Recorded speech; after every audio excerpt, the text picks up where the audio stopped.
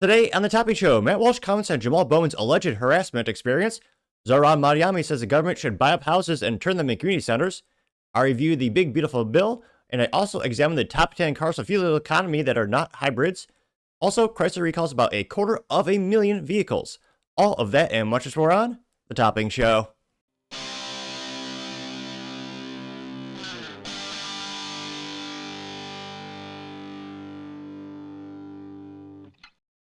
Thank you everyone for taking the time to tune in today. Today's episode of the Topping Show is proudly sponsored by Topping Technologies. Topping Technologies is an IT value-added reseller and service company with a special proficiency in IT security. Heck, I see their founder at least twice a day. Guys, he's quite handsome and brilliant. He's me, see, that's a joke. If you're an IT there or a business owner, reach out to the team at sales@toppingtechnologies.com. Also, still giving away a free Flamethrower with every IT purchase with Picatinny rail adapter, so you can mount it to any standard AR-15 like all awesome accessories can be. Go to toppingtechnologies.com and click the Flamethrower button to learn more and see me shooting a flamethrower. And lastly, trying to get to 6,000 subscribers by the end of the month, so if you can click that button and tell your friends, I would greatly appreciate it. Now going over to the business part podcast, you have an article from Motor1.com talking about the top 10 cars for fuel economy that are not hybrids. So, you don't have to worry about spending thousands upon thousands of $1,000s on that battery to replace it when it inevitably goes bad. And let's be honest, by the time it happens, may or may not be available like a smartphone. Now, again, this is credited to Motor1.com, specifically the writer over there, Chris Tulsi. And they say, quote, 10 non-hybrid cars are the best mile per gallon for 2025. They no hybrid, no problem. These 10 non-hybrid cars for 2025 are still fuel sippers. Which, spoiler alert, not all of them are created equal. Get one of these on the screen, though. It's one of those things where with Honda Civic, I miss having it with 2 doors, but again, I digress. Now, Chris says, quote, while a hybrid may be a better bet on fuel economy if it's your top concern, they still have a notable upfront price premiums over their gasoline counterparts. And also, reliability and the giant lithium depreciating asset that's sitting there. Yeah, I added that last part. Often in the form of more expensive trims. Case in point, now 9 out of the 10 cars on the list still have a base price that starts with a 2. Both gas and electric get around. Hybrids are also inherently more complex, potentially requiring expensive services or battery. No, not potentially, absolutely having those issues.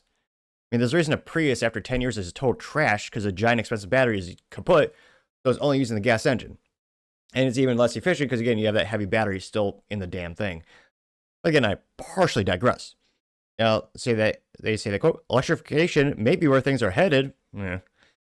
But there's still value to be had with a no battery degradation, charging apps, or inflated price tags required. If you're sticking with a good old internal combustion engine, there's still a large handful of compact cars that get admirable fuel economy. With internal combustion being as developed as it is, automakers have gotten pretty good at optimization of their materials and platforms. As a result, the efficiency deltas between the cars below are often borderline marginal. Ones at the bottom are actually any less efficient than one top scores. In any case, we put together the top 10 most fuel efficient cars available in 2025. Now, I don't know how, this should be a good discount on this first one. It's the Volkswagen Jetta, which, yeah, I can't but think they're not selling a lot of cars these days. They're collecting copious amounts of dust on the dealership lots. That gets 33 mile per gallon. They start at $23,720.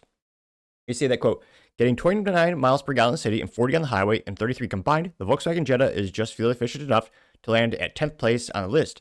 Contrary to most cars in its orbit, superior economy it had in the higher Sport, SE, and SEL trims. As the base Jetta, somehow 1 mile per gallon less efficient on the highway. Getting a refresh for 2025, VW's compact sedan stands out as the only German vehicle on the entire list. That's where its ups mostly end. Well executed in a vacuum, both average on paper and vibes. Now, of course, you have the good old Honda coming to the top. Well, Honda's sister company, the subsidiary, Acura. So you got 9th place, the Acura Integra, getting 33 mile per gallon. Looks like total drive range of 409 miles. Base price is $34,195.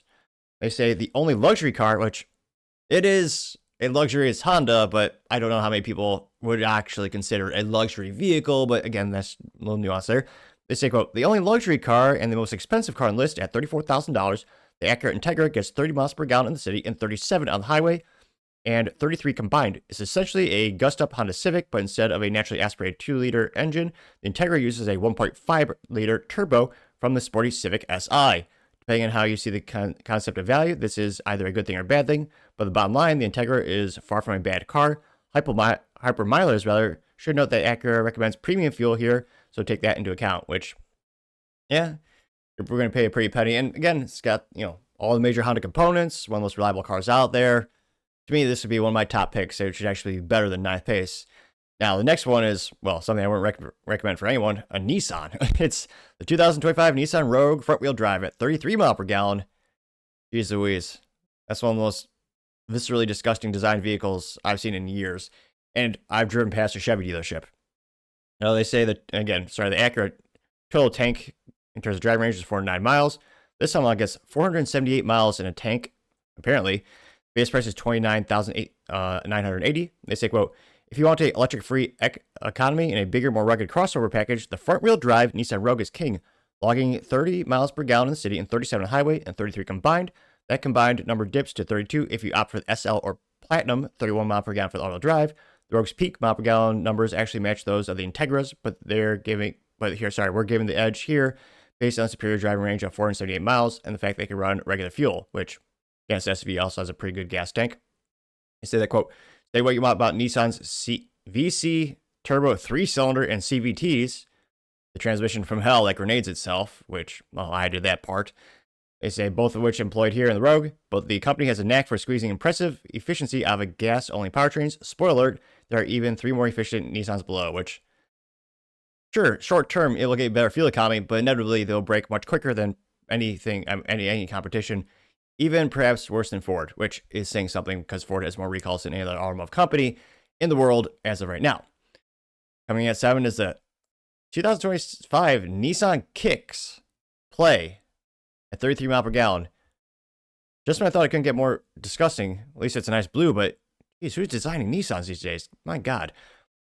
Now let's say, quote, don't be fooled. We're not talking about an all-new Nissan Kicks. This is the Kicks Play, aka the old last-generation Kick that Nissan decided to sell alongside the new one for precisely $310 less.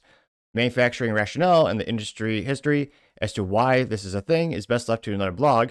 Nissan spokesperson says that the Play will only be produced through August 2025, but at the end of the day, superior fuel economy is one of the few reasons to opt for the 33 mile per gallon Kicks Play over the new one, which, for the record, achieves a respectable 31 mile per gallon combined. It may technically be the 7th most efficient non-hybrid new car on the sale right now, but it's really an old car commanding a new car price. Unless you can snag a Kicks Play for a deep discount, avoid. Which, I mean, a good rule of thumb of automotive purchasing is if you see Nissan on the logo anywhere, you should avoid that, with perhaps the only exception being the 400Z, which is a fun little sports car. Now, I also have the Nissan Sentra. Ugh. Who's designing these things? At 34 mile per gallon. But at what cost to your dignity? What's such a weird, disgusting looking car. Nevertheless, they say another reason not to get the Kicks Play, the actually not bad, well, that's one thing it has going for it, the price point.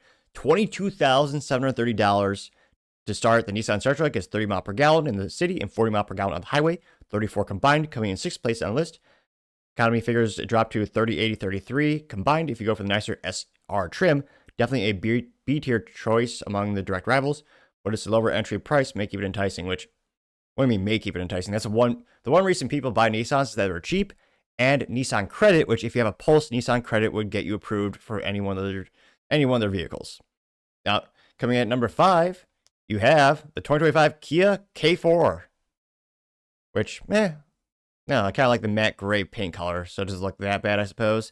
They got 34 mile per gallon, total range to 422 miles. Base price, right above $23,000, coming in at $23,165. Granted that all these prices are before the extortion tax, or the sales tax or registration tax, whatever you want to call it. Now they say, quote, introduced as an all-new replacement for the old Forte, the Kia 4 is the 5th most fuel-efficient gas car on the market, getting 30 miles per gallon in the city and 40 miles per gallon on the highway, 34 combined. Just looking at the mile per gallon and driving range figures, the K4 and Nissan Sentra are eerily identical. This is even true when comparing between their slightly less efficient to higher trims, but we're giving the Kia the 5th place nod for a better, fresher car overall, sporting radical design and even a more stylish hatchback model coming in 2026.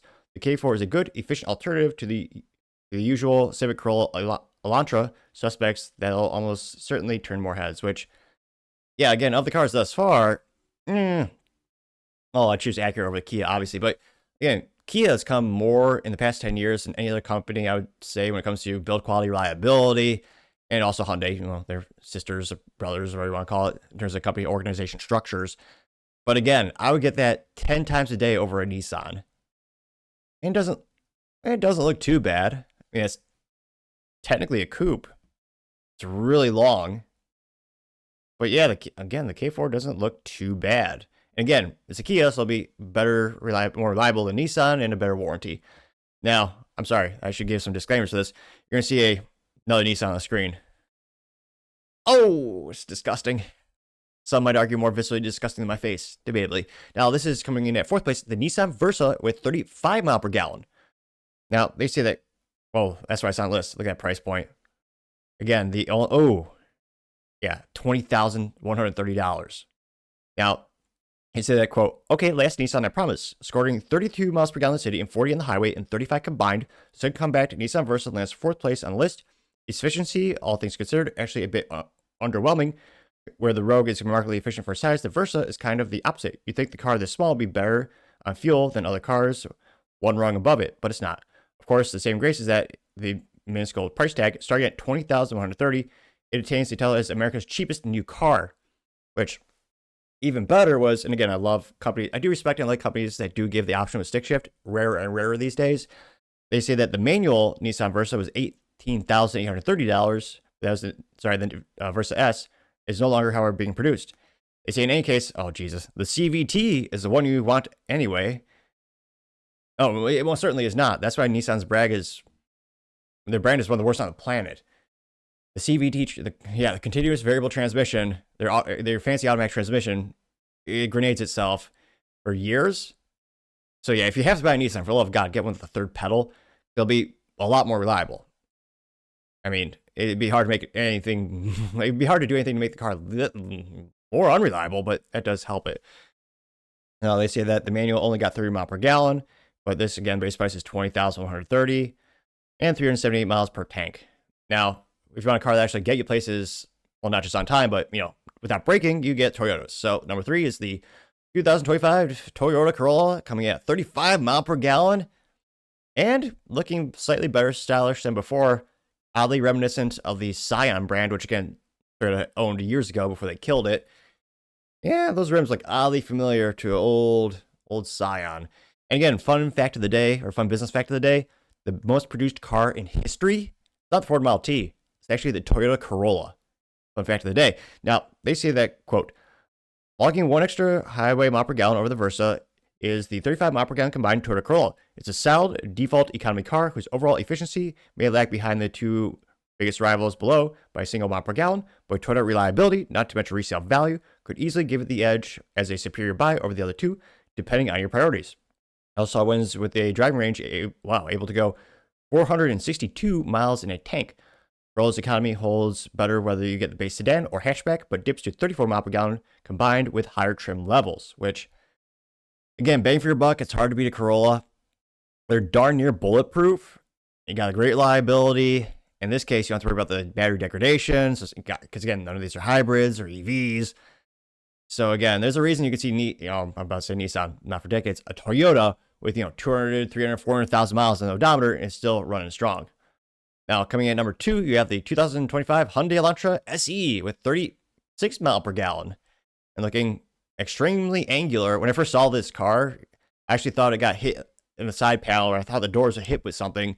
It's kind of like crushed in, which, I mean, it's kind of growing on me in terms of design aesthetic, and it's a lot more unique than the standard door panel, which is usually just, one sheet of metal that's slightly bent. So, part of me likes the design of this, so I think the front is a little too angular for me, but I partially digress. Now they say, quote, the Hyundai Elantra SE's 32 mile per gallon city and 41 mile per gallon highway actually match that of the Corolla, but the EPA has graced it with 1 extra mile per gallon combined, so it sits in second place. It's narrowly the most affordable out of the 3 and stands out as a sharp, almost Lamborghini. Oh man, this person literally says almost Lamborghini-esque design, which, no, even if you're thoroughly inebriated, perhaps even drinking something like Bud Light, you would not mistake that for a Lamborghini or anything Lamborghini-esque. No. They say it's arguably a bigger question mark than it is with the Toyota or whatever's on the winning list. It is a frugal but practical choice, but longevity in terms of the style and mechanics. Which, yeah, not too shabby. Again, price $23,370, not terrible. Spoiler, I'm a little biased, but I think the first one's best. It is, of course, the Honda. So this is the 2025 Honda Civic LX at 36 mile per gallon. Although it's a little disappointing because, again, all the Gen 11 or Generation 11 Honda Civics are 4 doors, which I prefer coupes, but I digress. They say that, quote, with last year's champion, the 39 mile per gallon Mitsubishi Mirage discontinued, the Honda Civic takes over the mantle as the most efficient non-hybrid car you can get new in 2025. Purely compared base for space efficiency and driving range, the 36 mile per gallon Civic LX actually ties with the runner-up Elantra SE exactly, but we're giving the Honda the gold upper trim SEL, and limited Elantras get 30 mile per gallon in the city compared to the Civic Sport 31. Let's talk about splitting hairs. On top of being the most efficient, the Civic is arguably the best car in the list for the money. Impeccably built, spacious first class, and uncanny good to drive.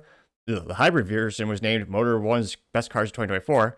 Much of the LX list remains, even if you don't get the electrified powertrain. Well, I would argue, especially if you don't get the electrified powertrain, because the Honda Civic are darn near bulletproof, and they actually get a lot better mile per gallon than the EPA claims. I mean, I have the Gen 10 green Honda Civic Si. I love the thing. 2018 model year. It has a stick shift, as all cars should have by default. And I think my car's rated for 42 mile per gallon. It's also premium, so you got to take that into regard when you're looking at ROI, or rather calculations of, cost per mile being driven. But again, I've gotten over the trip distance of 50 miles. I remember it was a 60-mile trip, and I got I was going about 55 miles per hour, but I got 54.5 mile per gallon. It was ridiculously good. Again, I was using cruise control, and obviously I wasn't having too much fun or smiling ear to ear. But again, it's pretty good at sipping the fuel when you need it to. It's pretty easy to work on. And again, it's nothing too fancy. And Hondas just take a beating and keep going. I mean, my parents bought a 2001 Honda Accord new. It's been how many years? And it's still running like a champ. It's nothing fancy, just, 4 cylinders. 4 cylinders of glory. Got a good old 4-banger, no hybrid, no electric component, no electric drivetrain. And they just keep working. And again, they hold their value pretty well. Unfortunately, I believe the base model, the only Honda you can get the stick is the SI and the Type R. And I believe one more trim level, so it's getting harder. Though again, to Honda's credit, they sold more stick shift vehicles than any other company on the planet in 2024.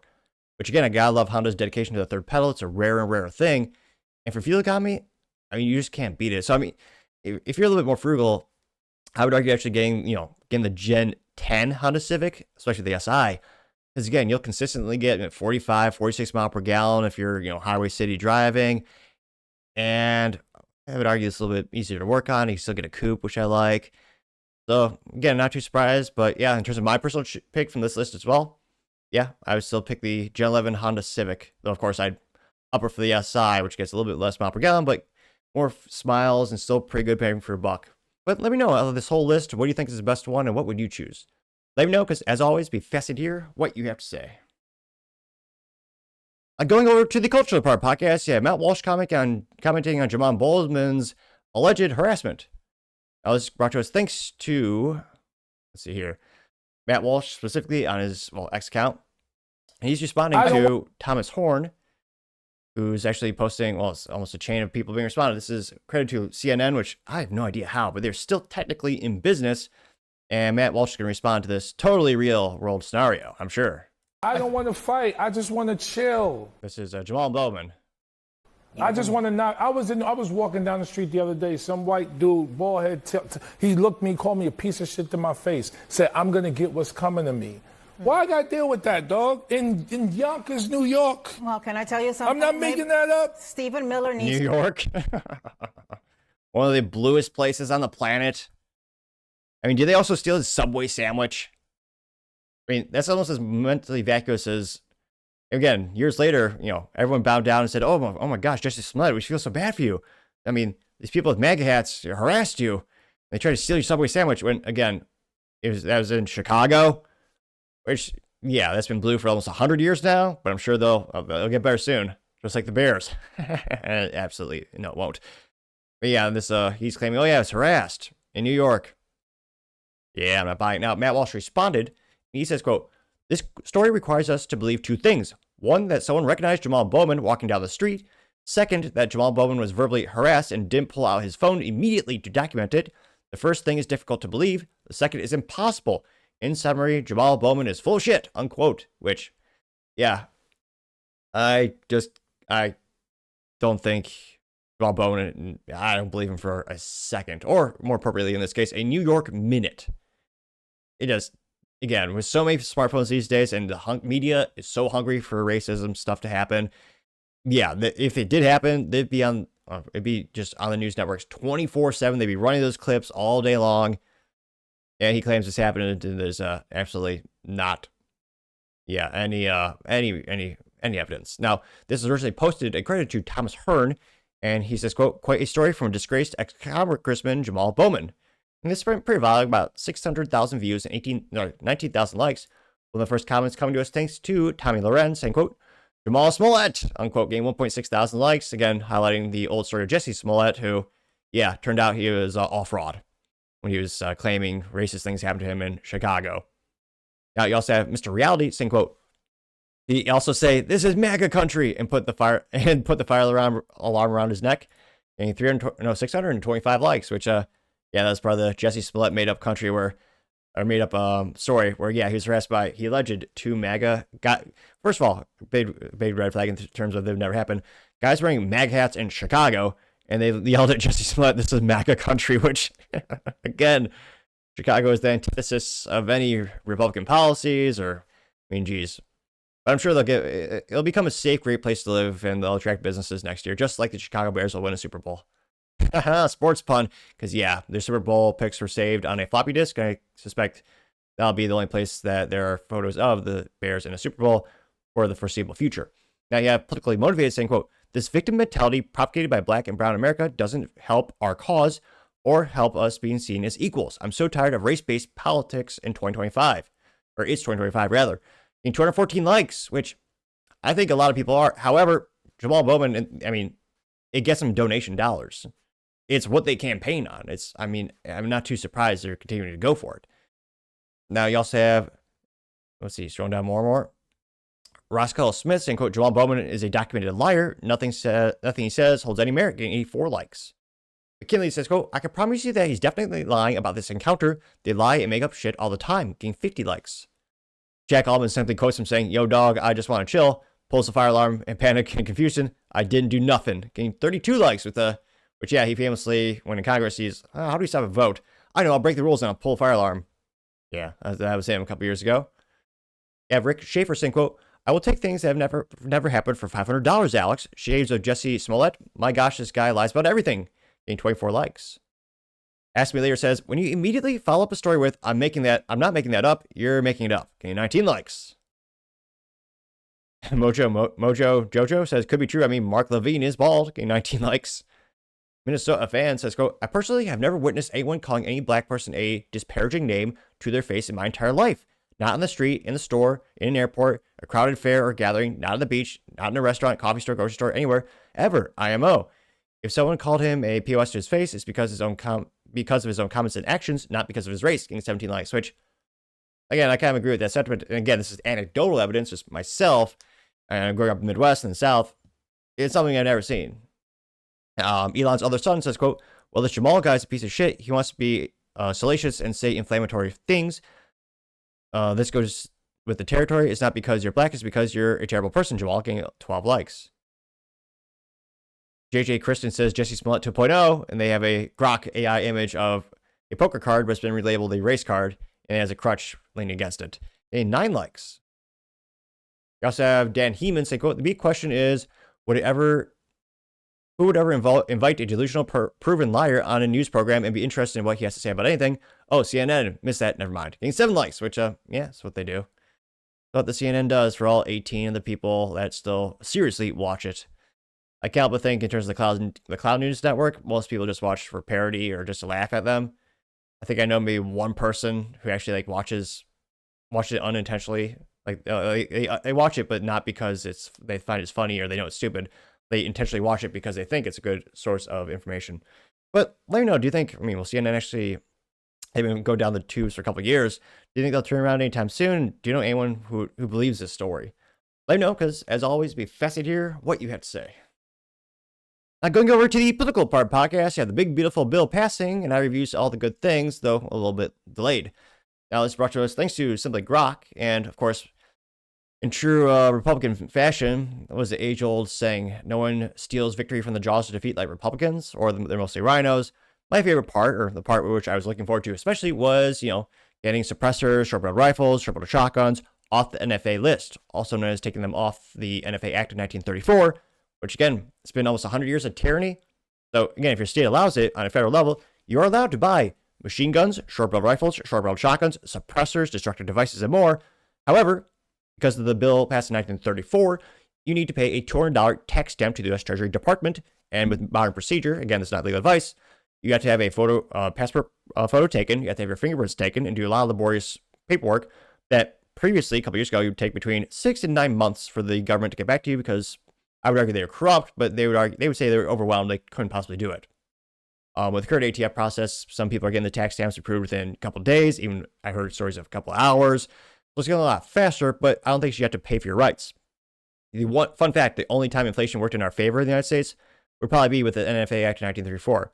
Because again, when that bill was passed, there's a $200 tax stamp on an item. At the time, a suppressor was about $7. So it killed the industry for decades upon decades. You translate $200 from 1934 to now, it's about $5,000. Again, so it's prohibitively expensive for everyone. So at the time, the government said, oh no, these are constitutionally protected, so you have to buy them. However, we're going to use a tax. We're going to use a tax stamp to say, oh yeah, you can get it, but it's taxed. And Republicans are so spineless, they didn't push back against the Democrats, where Chuck Schumer and that other gal, the Senate, I'm almost flabbergasted how annoying and disgusted I am. They said, oh yeah, we can't have this in this bill because it's, this is a budgeting bill, and this has nothing to do with budget. They passed the NFA Act because they knew they couldn't do it on merit of, constitutionality. They did it because it was a tax. That is why it is allowed to exist, because there's a tax on this item, which, again, I would argue not only should not be taxed, but you should not have sales tax on firearms because it's a God-given right. But again, there are some good things to this bill. We're going to review it right now. But yeah, I was disappointed, but not surprised that, they took out what I would consider one of the most important parts. But I did go to Grok and said, what's in the big beautiful bill that's most important? Now, one of the big things is tax policy, the extension of the 2017 Tax Cuts and Jobs Act that permanently extends individual income taxes 10, 12, 22, 24, 30, 32, 37, 35, 37%, increased standard deductions, and other TCJA provisions set to expire in 2025. Again, that's great. That's some good news. A lot of people, including myself, be very appreciative of that, because again, the government steals enough as it is, and that, in terms of Trump's legacy, I think that is one of the most important things, is, decreasing the amount of money that the government steals from us, and again, I'm glad that these are permanent, so that's a great thing. That's good. You have the new tax breaks that are enacted. You have the elimination taxes on tips, overtime pay, and interest on certain auto loans. They say temporary expiring in 2028. You have to increase the standard deduction by $1,000 for individuals, $1,500 for heads of households, and $2,000 for joint filers through 2028. You have the boost the child tax credit for $2,500 or $2,000 Senate through 2028. They raise the state and local tax deduction cap from $10,000 to $40,000 for incomes up to $500,000, phasing out higher earners, House 10 years, Senate 5 years. They introduced a $6,000 deduction for seniors earning up to $75,000. You also have the business tax provision. It increased the qualified business income deduction from 20 to 23% for small businesses, which is great. It's one of those cliches where Republicans and Democrats for decades all say, oh yeah, we stand for small businesses. No, they usually don't. The small businesses are kneecapped the most. They're the only instance in which they actually are forced to basically zero out their books at the end of the year. Otherwise, they are taxed on that money. They can't include, I'm a small business owner as well. If you have money at the end of the year, the government taxes his income. You can't put it in the bank and say, hey, let's use this for a rainy day Q1 of next year, or fiscal quarter 2 next year. No, it's taxed. Or big businesses can do stuff like that, but you can't. They also say it reinstates 100% bonus depreciation and allows immediate expenses of domestic R&D costs through 2029, which, yeah, it's asinine that wasn't already a tax deduction in terms of you're reinvesting in your company, research and development. That is you should be able to tax deduct that. It's ridiculous. It was already. It raises the estate tax exemption up to $50 million adjusted for inflation. Introduces a tax credit for donations to scholarship organizations at a $5,000 individual, capped at $5 billion annually. It also imposes a 3.5% tax on remittance by non-U.S. citizens, eliminates the $200 tax on gun silencers. That's great. Again, please still regulated. Also, border and security immigration allocates over $350 billion for border security, including $45 billion for border wall construction. Again, it's supposed to cost between 10 and 12 billion.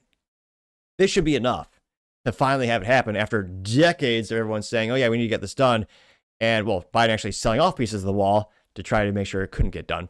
It also includes $45 billion for 100,000 new migration detention beds, $30 billion for hiring 10,000 ICE agents, 5,000 custom officers, and 3,000 Border Patrol agents with $10,000 signing bonuses, which is great. Again, the largest mass migration in history happened when Biden was in office. Some would say due to his ineptitudes. I would argue due to his corruption.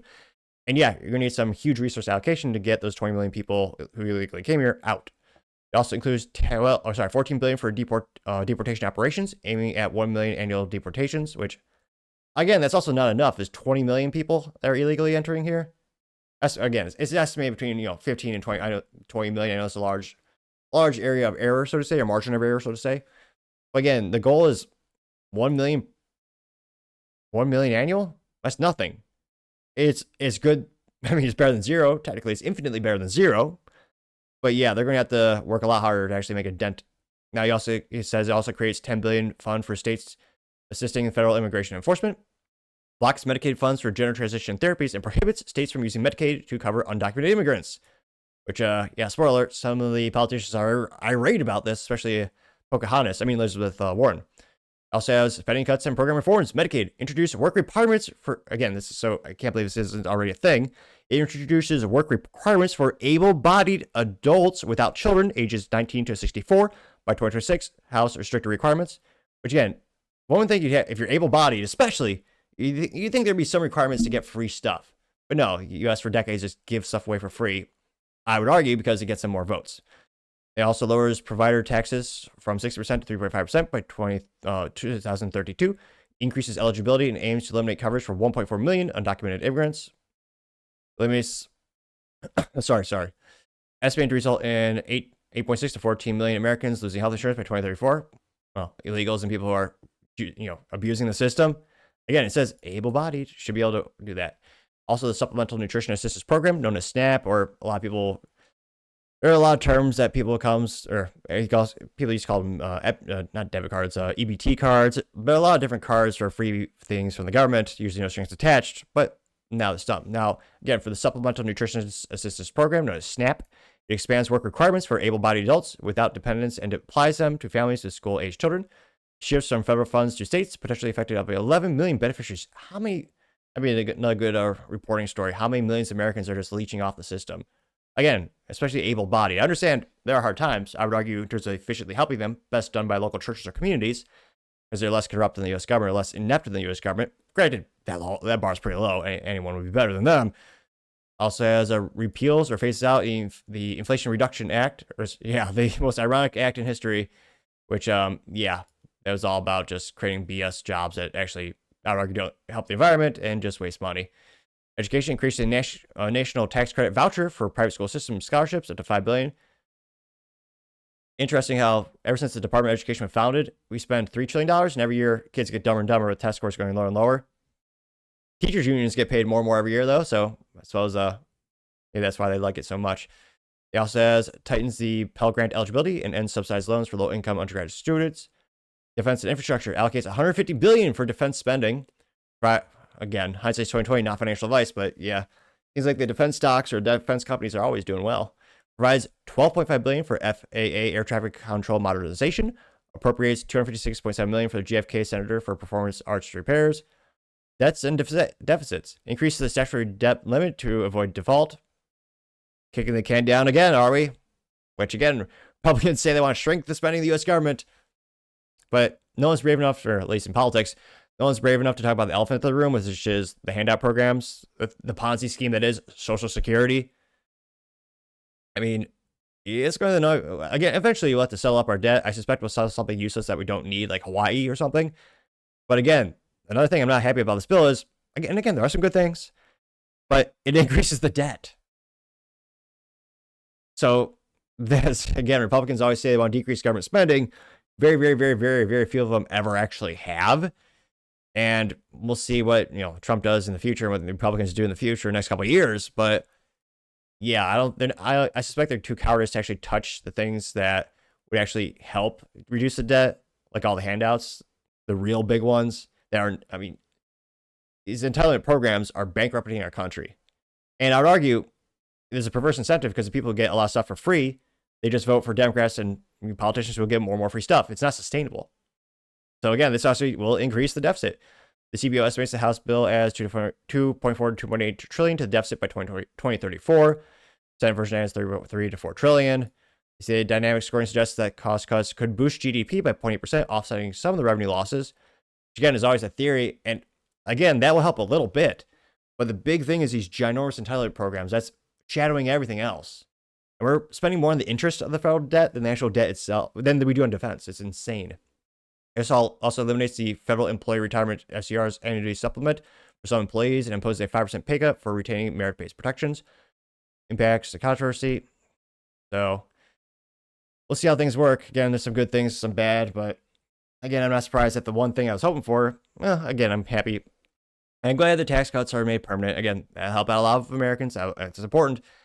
But yeah, I'm disappointed but not surprised that they took out the pro-gun stuff, but let me know, do you think they'll ever actually put that back in? And do you think they will, at the end of the day, what do you think will happen?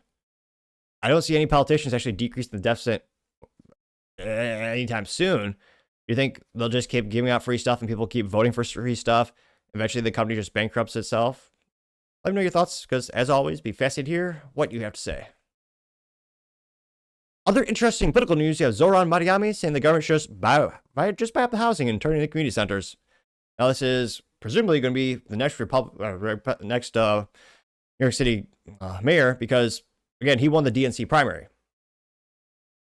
He looks especially douchey today, Mr. Zohran. He wants to ban guns, basically open up the jail cells, get rid of the police. He's a self-proclaimed socialist, and he has been in those policies. He wants to rewrite vernacular so that people don't get arrested by simply rewriting the laws or reinterpreting the laws. Yeah, and now he's saying, oh yeah, we'll just let's buy out the private property and turn the government centers. And again, Republicans, they're outnumbered by Democrats in New York City 2-1. And I was gonna say he also looks pretty pathetic in that, what is that, long sleeve shirt? Who knows? But let's see what he has to say. This is credited to end wokeness. Go further toward the Vienna model. We'll have to go beyond the market. We can establish community land trusts to gradually buy up housing on the private market and convert it to community ownership. We can give tenants a right of first refusal to buy out their landlords when buildings go up for sale. And we can fully commit to a new era of social housing, ending subsidies for luxury housing development and using our wealth to build beautiful, high-quality social housing projects that offer good homes and strong communities to everyone. We won't decommodify housing overnight, but we know what we have to do, and we have history to guide us. Yeah, Venezuela. What about Section 8 housing? Biggest example of U.S. government subsidized housing. How are those areas like? Usually nice, safe environments to raise a family? Or are they places where people stay because it's free to them at the taxpayer dollar, and usually crime-ridden, decrepit, and the quality of the housing gets worse and worse because, again, for free, they have no respect for the gang because, again, it costs them nothing, so they usually trash the place. Yeah, exactly. It would just turn more cities into hellholes, which, I thought New York City was terrible, but with him elected, it might just get worse, which is saying something. And this went pretty viral. Got 3.5 million views and 22,000 likes. One of the first comments comes to us thanks to Gunther Eagleman. He simply says, Communism 101 gained 1.5 thousand likes. Paul Zupa says, quote, like I said, New York City will become a ghetto, gained 470 likes. Wow, this is a really popular comment. John Quicksteed says, quote, he's using the theories that have failed in practice many times over throughout history. The arrogance of this 33-year-old rich kid is astonishing, getting 7,000 likes. Red-pilled Goku says, quote, this guy belongs in the sewers in New York City with the New York City Rats, getting 325 likes. Mr. Pitbull, who I was going to say suspect is not the singer unless he has a disproportionate amount of times, although he should be active in this discussion. He wrote a whole song about the hotel industry, so I'd assume he'd be interested in the housing industry as well, but I partially digress. This alleged Mr. Pitbull says, quote, some of Zohran Mamdani's Marxist ideals: free rent, free public transit, free childcare, city-owned grocery stores, way more Section 8 housing, 2,000 more housing units, in quotation marks, $30 per hour minimum wage, tax hikes, straight-up communism, gained 2.2 thousand likes. 2 or 3,000 likes, going up like a stock. Yeah, some of those asinine ideas in history. $30 per hour. California, remember they voted for fast food minimum wage to go to $20 per hour?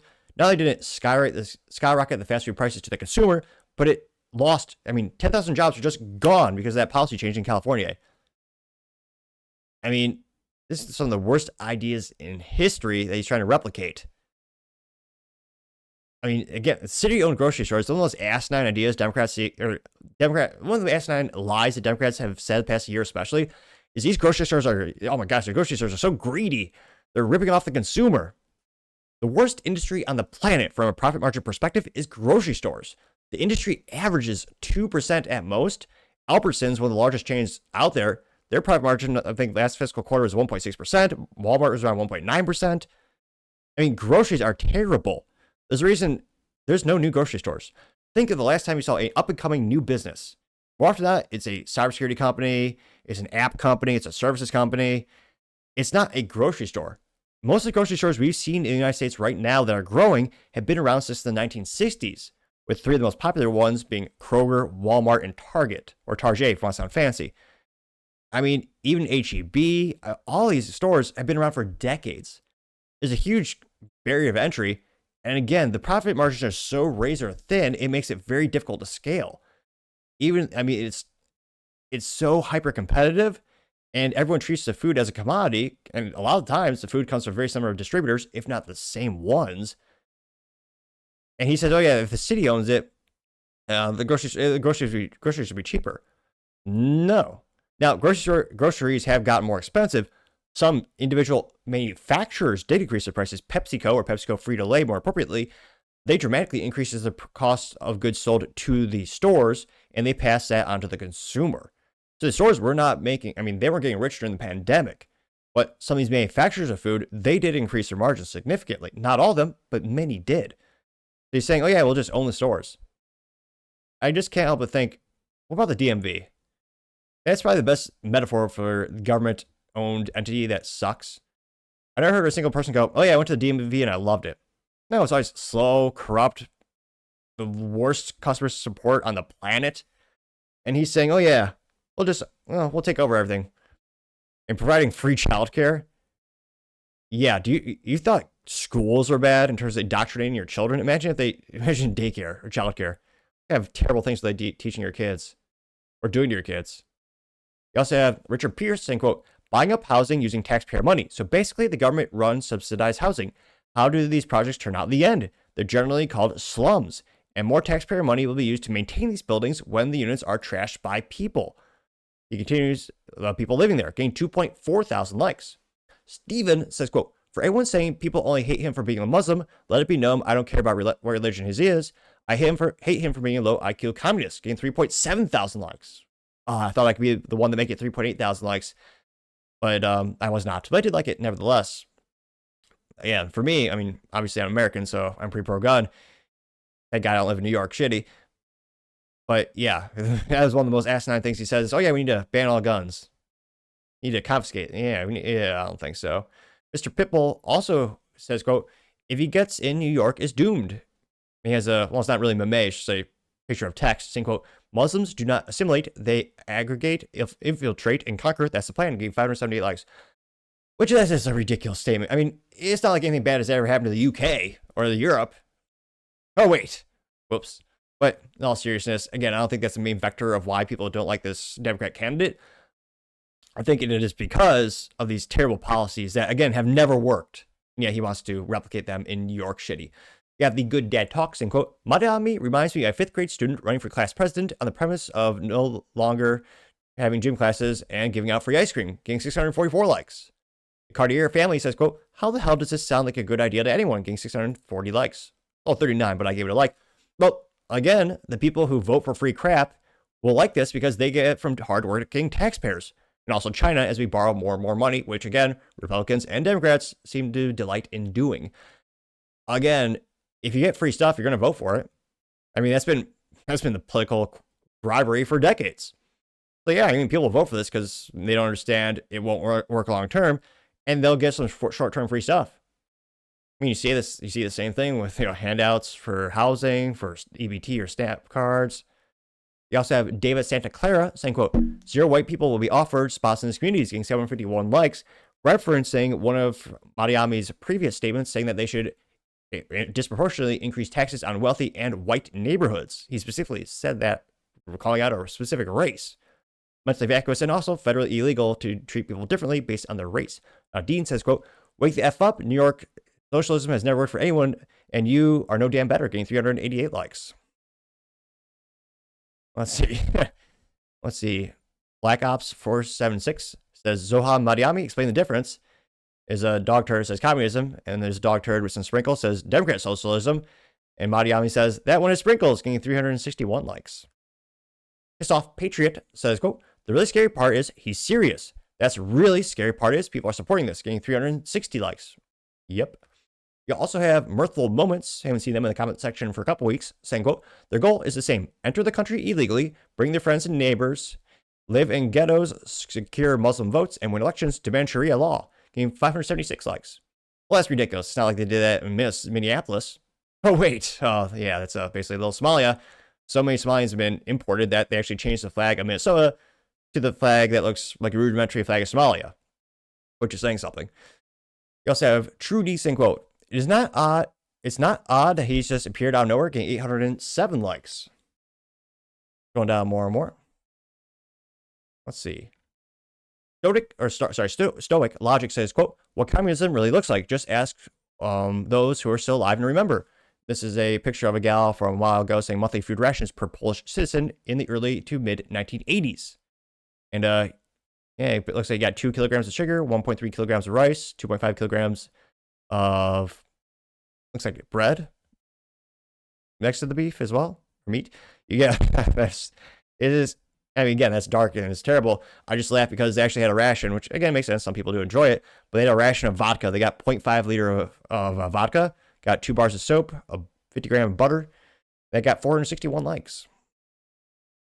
I am Demand says, quote, yeah, socialism sucks, just as economic system, but affordable housing doesn't. Maybe this idea isn't terrible. Perhaps the other side should come up with a better idea, other than the issue is, quote, socialism is bad, getting 68 likes. And good engagement because you got 234 likes, or sorry, comments. Which, again, look at Section 8 housing. You've been subsidizing it for decades. And you look at the people who stay there and look at the rates at which they do not progress. Because, again, the theory is, again, you want to increase your quality of life throughout your life and work harder and harder and move up the social economic chain. A lot of these programs, which some people would say they have good intentions, conspiratorially, I would argue that they're just used to secure more and more votes and have people reliant and dependent on the government. But again, they're supposed to, move up and get out. More often than not, they don't. Now, again, going to the comment section where people responded to Mr. I am the Man, Hank says, quote, he's not proposing anything new. It's just more Section 8 housing projects, getting 80 likes. Tyrone the Bulldog says, quote, what the F do you think we want mass deportations for? When there are less people in the country, suddenly demand for housing goes down, along with prices, getting 59 likes. Now, I Demand did respond saying, quote, do you really think that illegal immigrants are buying up houses in desirable neighborhoods, getting 9 likes? No, but it's part of the supply issue. I mean, a lot of them are multi-tenant houses. All of them are in apartment complexes. You are displacing the supply and demand in housing in general, pushing people who might not be able to get an apartment now. Now they have to rent a house, costing even more money. Again, supply and demand is a thing. I know most Democrats don't understand that, but it is a huge variable when it comes to these types of things. Many would say the key one. You have Bichach Nunez Business, which, yeah, I fell for that one, saying, quote, most people who support this are people who don't have the drive or ambition to work hard and earn your way out, getting 11 likes. Everyone else, let's see. Doug Beard also says, stop pretending socialism was born yesterday. We have a century of data to rely on, getting 29 likes. So he did get 68 likes, but he was ratioed in terms of the number of comments to him. Sanford has a picture of an empty plate. It says, quote, communism, follow me for more recipes. Getting 107 likes. So, yeah, we'll see. Again, he's a Democrat. He won the primary. And will be interesting to see how many people flip their votes. Will the incumbent Republican, what will happen in New York City? Let's just say I'm not too optimistic. But as always, let me know your thoughts because it'd be fascinating to hear what you have to say. Going over to the business blunder of the day of Chrysler recalling about 250,000 vehicles. Now, this is brought to us thanks to Tom Haynes at phillyburbs.com, in which he says, quote, Chrysler recalls over 250,000 vehicles. It says, check your car and Bucks County dealers here. Here's to see another picture of the Stellantis logo, which again is the parent company that bought out Chrysler, Dodge, and Jeep back in the 2009 bankruptcy, or, well, more accurately, Fiat did, but then again, they became Stellantis, if you want to sound fancy, a couple years ago with the rebranding. Now, they say that, quote, Chrysler is calling more than 250,000 vehicles over airbag issues, according to the National Highway Safety Traffic Administration. They say that they're recalling specifically 250,651 of the 2022 to 2025 Pacifica and Voyager vehicles. They say the right and left side current airbags may have insufficient pressure retention from improperly sealed systems. An airbag with insufficient pressure retention increases the risk of ejection and injury during the crash. They say dealers will inspect and replace the side curtain airbags if necessary for free of charge. Interim notification letters notifying owners of the safety risk are expected to be mailed June 30th. Second notice to be sent once the final remedy is available. Owners can contact Chrysler customer service at 800-858-1403. And again, numbers for Chrysler customer service is 800-853-1403. Chrysler's numbers for the recall are 06C, 54C, and 55C. Oh, geez, Chrysler. This one I think can't get any worse. 4 million of those funny looking minivans for all three people who bought. Well, obviously, one of three people bought them. But yeah, Chrysler brand actually only makes one vehicle now. They claim it's going to come back for research development, cool concept cars. We'll see. But yeah, to have the one car you still make being recalled, specifically, brand with the Chrysler logo, gotta say, Chrysler, you are certainly the business blunder of the day. Thank you, everyone, for taking time to tune in today. Again, trying to get to 6,000 subscribers by the end of the month, so if you click that button, I greatly appreciate it. Also, give me a thumbs up, thumbs down, or comment. It's a great way to give me some additional feedback, letting me know how I can make the show better and better. Lastly, don't forget to take time to tell your family, tell your friends, tell your coworkers, heck, tell your enemies, tell anyone, everyone. Just stay safe and fight the good fight.